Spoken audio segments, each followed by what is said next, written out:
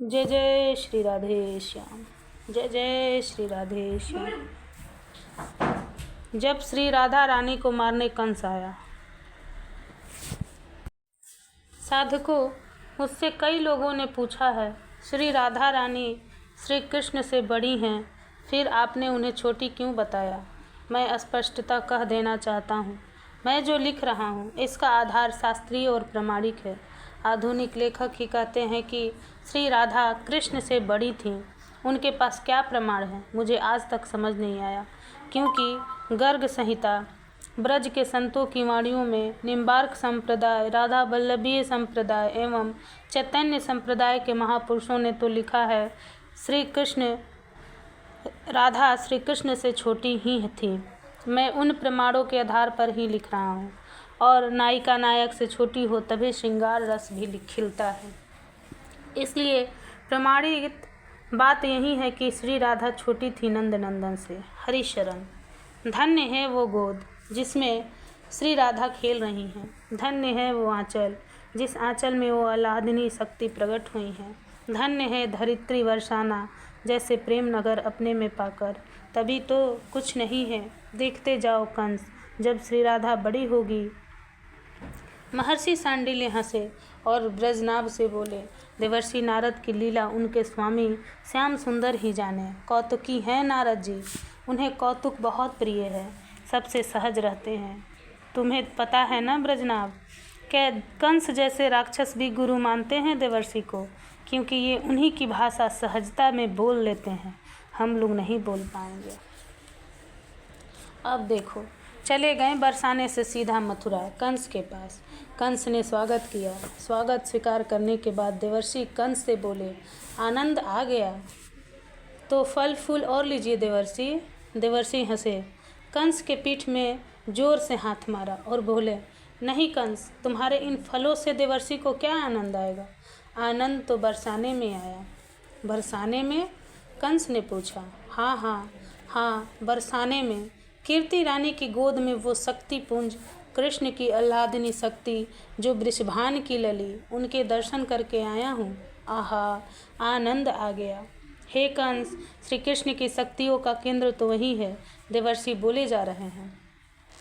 अब आप ये क्या कह रहे हैं? पहले कह रहे थे गोकुल में मेरा शत्रु पैदा हुआ है, मैं उसी को मारने में लगा हूँ। पूतना भेजी पर वो मर गई, सटकासुर उसे भी मार दिया, और सुना है कागासुर कल मरा हुआ मिला है मेरे सैनिकों को। तुम समझ नहीं रहे हो कंस। अपने आसन से उठे देवर्षि नारद। कंस के कान में कुछ कहना चाहा, फिर रुक गए। इधर उधर सैनिकों को देखा। कंस तुरंत चिल्लाया, एकांत, सब जाओ यहाँ से। देख नहीं रहे देवर्षि मुझे कुछ गुप्त बातें बता रहे हैं। महर्षि सांडिल्य मुस्कुराते हुए प्रसंग आज सुना रहे थे। कान में बोले देवर्षि, कंस, विष्णु ने अवतार लिया है कृष्ण के रूप में तुम्हें मारने के लिए, पर विष्णु की मूल शक्ति बरसाने में प्रकट हुई है। विष्णु की समस्त शक्तियों की मूल है श्री राधा। श्री राधा? कंस डर गया। डरो मत कंस, डरो मत, मैं हूँ तुम्हारे साथ। पीठ थपथपाई कंस की। क्या करूँ मैं गुरुदेव, आप ही कोई उपाय बताएं। मार दो, और क्या, तुम भी तो महावीर हो। हटा दो विष्णु की शक्ति को। कितनी सहजता में बोल रहे थे देवर्षि। मैं किसी राक्षस को भेजता हूँ अभी बरसाना। कंस क्रोधित भी है पर डरा हुआ है, क्योंकि अब दो शत्रु हो गए थे, एक गोकुल में और एक बरसाने में। नहीं, राक्षस को मत भेजो, देवर्षि ने रोका। फिर राक्षसी? कंस ने पूछा। नहीं, तुम स्वयं जाओ और उनकी शक्ति का आकलन करके आओ। कंस विचार करने लगा। विचार मत करो मथुरा नरेश, जाओ। देखो भाई, मुझे क्या है, मैं तो तुम्हारे भले के लिए ही बोल रहा हूँ। नारायण नारायण नारायण। चल दिए देवर्षि। रथ लिया और कंस अकेले ही चल पड़ा था बरसाने की ओर। नहीं, किसी को साथ में नहीं लिया, यहाँ तक कि सारथी भी नहीं, अकेले स्वयं रथ चलाते हुए चला था। मथुरा नरेश कंस। राजा कंस आए हैं। बरसाने में हवा की तरह बात फैल गई।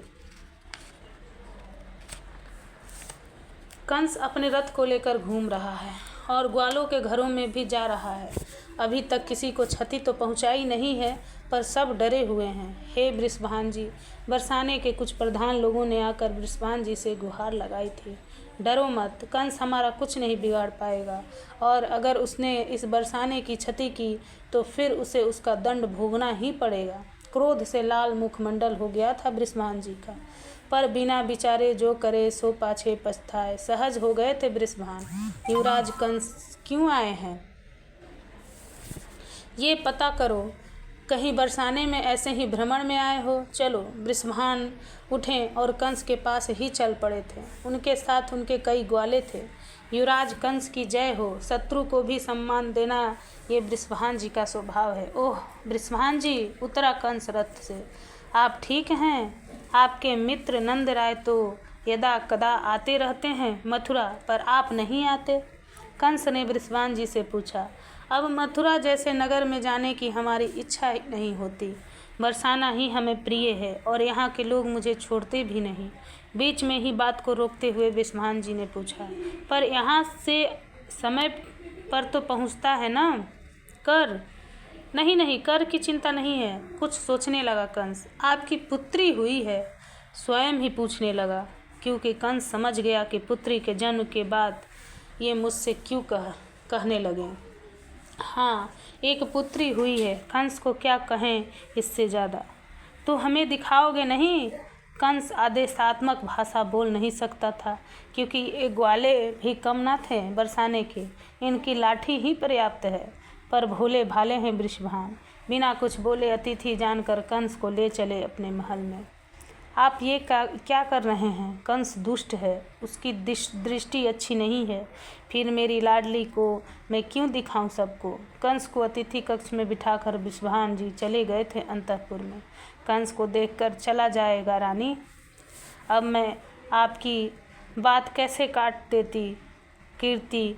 वैसे मेरी लाडली का वो कुछ बिगाड़ नहीं पाएगा। बस कीर्ति, कुछ क्षण के लिए ही तुम चली जाओ, मैं कंस को बुला रहा हूँ। पालने में खेल रही थी लाली, वो देख लेगा और चला जाएगा। मैं हूँ ना उसके साथ। आप ना ऐसी जिद ना किया करें। मेरी लाली को अगर कुछ हो गया, उसकी नज़र भी खराब है। पता है, ब्रजरानी भाभी कह रही थी कितना उत्पात मचा रखा है उसने गोकुल में। अब जाओ तुम, कुछ नहीं होगा, मैं हूँ ना। पर जाते जाते डिबिया ली काजल की कीर्ति रानी ने और बड़ा सा टीका माथे पर लगा दिया अपनी लाली के। कीर्ति रानी भीतर गई, पर उनका मन फिर भी नहीं माना। वापस आई और काजल ही पूरे मुंह में लगा दिया श्री राधा रानी के। पर सूर्य बादलों में कैसे छुपेगा? आओ महाराज कंस, आओ। लेकर चल दिए कंस को अंतःपुर में। देवर्षि की बातें कानों में गूंज रही हैं। गोकुल की शक्ति बरसाने में है, उसको मार दो तो गोकुल वाला कृष्ण कुछ नहीं बिगाड़ पाएगा। पालनी के पास पहुंचा कंस। उसे असीम ऊर्जा प्रवाहित हो रही है ऐसी लगने लगा। पालने की ओर देखने की हिम्मत ही नहीं हो रही है कंस की। पता नहीं क्यों श्री राधा रानी की ओर ये दृष्टि ही नहीं उठा पा रहा। तुम क्षण भर के लिए बाहर जाओ वृषभान, जाओ बाहर। कंस ने क्या कह रहा था वृषभान को बाहर जाने के लिए? वो वहीं खड़े रहे, नहीं गए। ऐसे कैसे चले जाते? पर कंस तो दुष्ट है। फिर वो बोला, तुम निश्चिंत रहो, बस क्षण भर के लिए बाहर जाओ, मेरी बात मानो। वृषभान बहुत सरल हैं, भोले हैं, तभी तो इस भोरी किशोरी के पिता हैं। चले गए बाहर। कंस फिर मुख देखने की कोशिश करने लगा, पर सूर्य का तेज उसकी आंखों को सहन नहीं हो रहा था।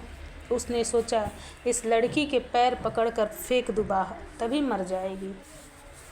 श्री राधा रानी के चरण पकड़ने के लिए जैसे ही वो बढ़ा, आह्लादनी ने अपने चरण बस थोड़े क्या हिलाएं, वो टूटी खिड़कियाँ। उसमें से कंस उड़ा और सीधे मथुरा में जाकर गिरा। जब खिड़कियों के टूटने की आवाज़ आई, भागे सब श्री राधा रानी के पालने की ओर।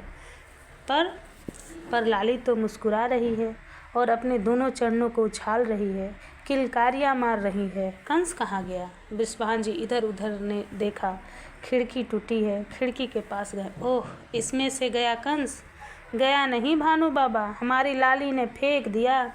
जोर से चरण प्रहार किया कि वो तो उड़ गया। यह कहते हुए ताली बजाकर हंसी वो बालिका चित्रा सखी। अंतरिक्ष से कंस की इस स्थिति को देखकर नारद जी हंसते हंसते लोटपोट हो गए थे। कमर टूट गई थी कंस की, पर इस बात को उसने किसी को नहीं बताया। बता भी कैसे सकता था। हे बज्रनाभ, अब धीरे धीरे श्री राधा रानी बड़ी होने लगी। महर्षि सांडिल्य आनंदित होते हुए कहा, जय जय श्री राधे श्याम, जय जय श्री राधे श्याम।